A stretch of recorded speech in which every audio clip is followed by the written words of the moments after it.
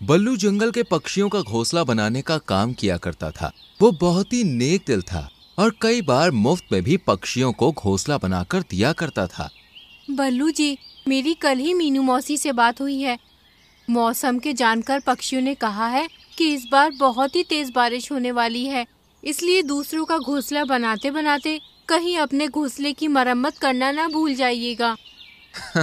तुम भी न रानू, खामखा चिंता करती हो।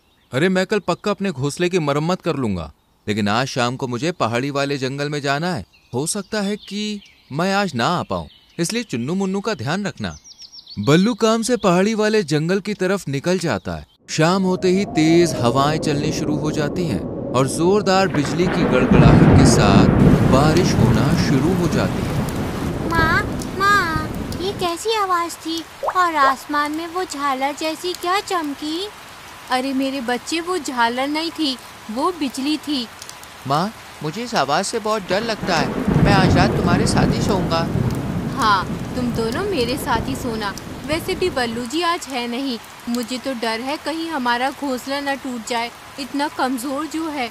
रानू मन ही मन परेशान हो रही थी कि तभी दरवाजे पर मीनू मौसी दस्तक देती हैं। मीनू मौसी, इतनी बारिश में यहाँ क्या कर रही हो? क्या हुआ, सब ठीक तो है? पहले अंदर आओ। कुछ भी ठीक नहीं है रानू। वो देख, मेरा घोंसला पानी में बह रहा है। बारिश इतनी तेज है कि मेरा कमजोर घोंसला ढह गया। आज रात मैं तेरे साथ ही रुकूंगी। क्यों नहीं मीनू मौसी, तुमने तो मेरी कितनी बार मदद की है। तुम निश्चिंत होकर यहीं रुको। रानू, बल्लू कहाँ है? कहीं दिख नहीं रहा। यही तो चिंता है मीनू मौसी। बल्लू जी पहाड़ी वाले जंगल में काम से गए हैं, पर मुझे डर है इस बारिश में वो कैसे होंगे। ऊपर से हमारा घोंसला भी बहुत कच्चा है।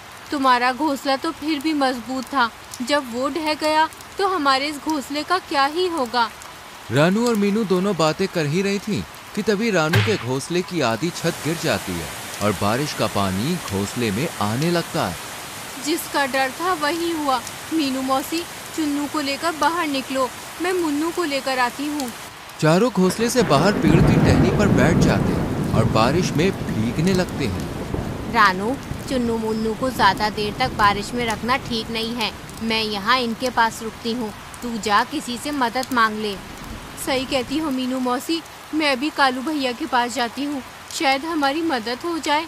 कालू भैया, हो कालू भैया, दरवाजा खोलो तो कालू भैया। दरवाजे की तरफ देखने की कोशिश भी मत करना। तुमने कोई हवेली नहीं बनाई है मेरे लिए। ये टिच्चू सा घर है और मैं इसमें किसी को नहीं आने दूंगी। मैं तो बस देख रहा था, तुम कहती हो तो नहीं खोलता दरवाजा, लेकिन बल्लू और रानू ने हमारी कई बार मदद की है, तो फिर। चलो चलो, मदद बड़ी की है। मुफ्त में घर बना दिया तो क्या मदद हो गई? सो जाओ अब। लगता है कालू भैया और गौरी बहन सो रहे हैं। मोंटू से पूछ कर देखती हूँ।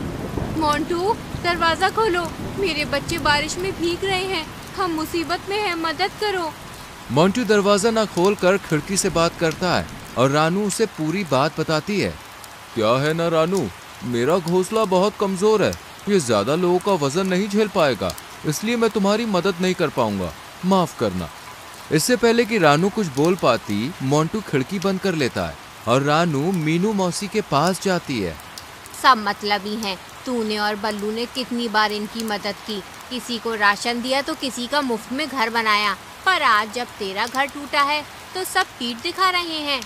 अगर मैं अकेली होती तो कोई चिंता नहीं थी, पर चुन्नू मुन्नू के लिए मन घबरा रहा है मौसी।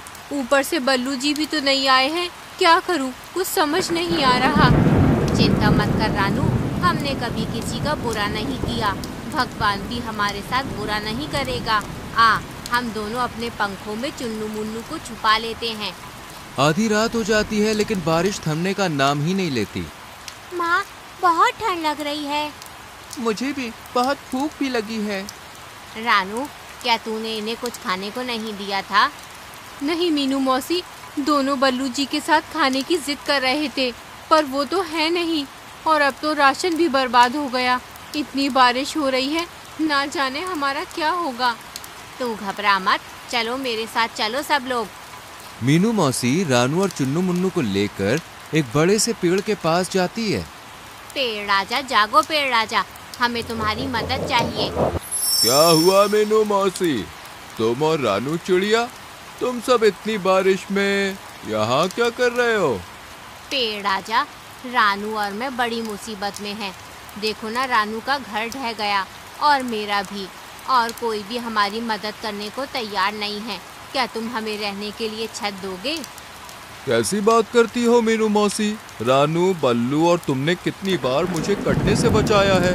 अब भला मैं तुम्हारी मदद नहीं करूँगा तो कौन करेगा? जल्दी से मेरे इस बड़े से होल में आ जाओ, मैं तुम्हें सुरक्षा भी दूंगा और खाने को ढेर सारे फल भी। जल्दी आ जाओ। रानू और मीनू तुरंत ही चुन्नू मुन्नू के साथ पेड़ के होल में बैठ जाती हैं। वहाँ बहुत सारे फल भी खाते हैं वो लोग, और फल खा के सभी अपनी भूख मिटा लेते हैं। देखते ही देखते पूरी रात गुजर जाती है। मीनू मौसी, सुबह हो गई है, बारिश भी रुक गई है। मैं जाती हूँ पहाड़ी वाले जंगल में बल्लू जी को देखने। तुम चुन्नू मुन्नू का ध्यान रखना, मैं जल्दी आ जाऊंगी। हाँ हाँ, मैं इनका ध्यान रखूंगी। माँ, मुझे भी तुम्हारे साथ चलना है। हाँ मुझे भी, मैं भी अब उड़ सकता हूँ, हमें भी अपने साथ ले चलो ना। चुन्नू मुन्नू के जिद करने पर रानू उन्हें भी अपने साथ ले जाने के लिए तैयार हो जाती है, और फिर तीनों बल्लू को ढूंढने निकल पड़ते हैं, जो पहाड़ी वाले जंगल में एक ऊंचे से पेड़ पर बैठा हुआ था। बल्लू जी, मैं तो घबरा ही गई थी, आप आए ही नहीं। रानू, मैं तो आ रहा था, लेकिन बारिश इतनी तेज अचानक आ गई कि मुझे मौका ही नहीं मिला। इसलिए अब निकल रहा था कि इतने में तुम आ गई। चलो अपने घर चलते हैं। नहीं बल्लू जी, मैंने कहा था ना, अपने घर की मरम्मत कर लीजिए, पर आपने मेरी एक नहीं सुनी और हमारा घर बारिश में टूट गया। अरे नहीं, तो तुम सब कहाँ रहे रात भर? रानू बिल्लू को सब बताती है, और फिर चारों अपने जंगल के लिए निकल पड़ते हैं। उन्हें पहुंचते पहुंचते शाम हो जाती है, और तेज हवाओं के साथ हल्की हल्की बूंदाबांदी शुरू हो जाती है। अरे नहीं, लगता है मैं आज भी अपना घर नहीं बना पाऊंगा। कोई बात नहीं, हम पेड़ के होल में रह लेंगे, वो बहुत बड़ा है। हाँ, और वहाँ बहुत से मीठे फल भी हैं खाने को, मजा आएगा। चारों पेड़ के होल में पहुंचते हैं, जहाँ मीनू मौसी भी बैठी हुई थी। मैं तो डर ही गई थी कि कैसे होंगे तुम सब, पर अब जान में जान आई। तुम लोग ठीक हो? चलो ये फल खा लो, पेड़ ने दिए हैं, बहुत स्वादिष्ट है। देखते ही देखते बारिश शुरू हो जाती है। रानू और बाकी सब सो जाते हैं, पर तभी किसी के चिल्लाने की आवाज आती है। बचाओ, कोई तो बचाओ, मेरा राशन, मेरा घर, कोई तो मदद करो रे। अरे भगवान, गौरी गौरी, तुम मेरा हाथ पकड़ो। मीनू मौसी, ये आवाज कैसी? लगता है जैसे गोरी और कालू की है, शायद कुछ हुआ है। चलो चलकर देखते हैं। हाय भैया, कोई बचा लो रे, बचा लो। अरे नहीं, गोरी तो डूब रही है। मैं अभी उसे बचा कर लाती हूँ। रानू तुरंत ही नीचे की तरफ जाती है और गौरी को बचा लेती है, पर जंगल का माहौल देखकर वो हैरान रह जाती है। चारों तरफ पानी ही पानी था। सभी पक्षियों के घर पानी में तितर बितर हो गए थे। रानू, गौरी को मत छोड़ना, उसे तैरना नहीं आता, वो मर जाएगी। हाँ हाँ कालू भैया, मैंने पकड़ लिया है। कोई मेरी मदद करो, मैं अपने ही घर में फंस गया हूँ, कोई मदद करो। रानू गौरी को लेकर पेड़ के पास पहुँचती है। इतने में उसे मोंटू की आवाज सुनाई देती है। मीनू मौसी, ये मोंटू की आवाज कहाँ से आ रही है? ऐसा लगता है वो जो पानी में घर बह रहा है ना, उसमें से आ रही है। हाँ, ये तो मोंटू का ही घर है।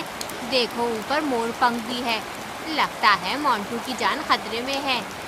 मैं अभी उसे बचा कर लाती हूँ। मैं भी आती हूँ। और मैं भी। कोई तो मुझे बाहर निकालो, ये दरवाजा जम गया है, पानी भी अंदर भर रहा है, बचाओ, कोई तो बचाओ। तुम चिंता मत करो मोंटू भैया, हम आ गए हैं। तीनों मोंटू को जैसे तैसे घर से बाहर निकालते हैं और बाकी जंगल वासियों को भी सही सलामत पेड़ के होल में ले जाते हैं। रानू की दिलेरी देखकर सभी पक्षियों के सर शर्म से झुक जाते हैं। रानू बहन, मैंने तुम्हारे बुरे वक्त में तुम्हारी मदद नहीं की। तुम रात भर अपने बच्चों के साथ मदद को भटकती रही, लेकिन मुझे फिर भी तरस नहीं आया और तुमने एक बार भी अपने बारे में नहीं सोचा और मेरी मदद करने दौड़ पड़ी। मुझे माफ कर दो। मुझे भी माफ कर दो रानू और मीनू मौसी, मैं भी उतना ही गुनहगार हूँ जितनी की गौरी। इसने मना किया और मैं मान गया। मुझे तो तुम्हारी मदद करनी चाहिए थी। मैंने भी तुम्हें यूं ही छोड़ दिया, ये जानते हुए कि बल्लू भैया घर पर नहीं है। मैंने तुम्हारी मदद नहीं की, मुझे भी माफ कर दो। कोई बात नहीं, आप सबको अपनी गलती का एहसास है, हमारे लिए यही काफ़ी है। और वैसे भी गलती का एहसास होना सबसे बड़ा पश्चाताप होता है। मैंने आप सभी को माफ़ किया। रानू ने माफ कर दिया मतलब मैंने भी माफ कर दिया। लेकिन याद रखना, हम सब एक दूसरे के सुख दुख के साथी हैं, इसलिए ऐसा दोबारा ना करना। तो देखा दोस्तों, रानू और मीनू को उनकी अच्छाई का फल आखिरकार मिल ही गया। इसलिए कहते हैं कि कभी किसी को मुसीबत में पीठ नहीं दिखानी चाहिए, क्योंकि परेशानी कब आपके दरवाजे पर आ जाए कहा नहीं जा सकता। इसलिए सबकी मदद करनी चाहिए। क्या पता आपकी अच्छाई का फल किस रूप में मिल जाए।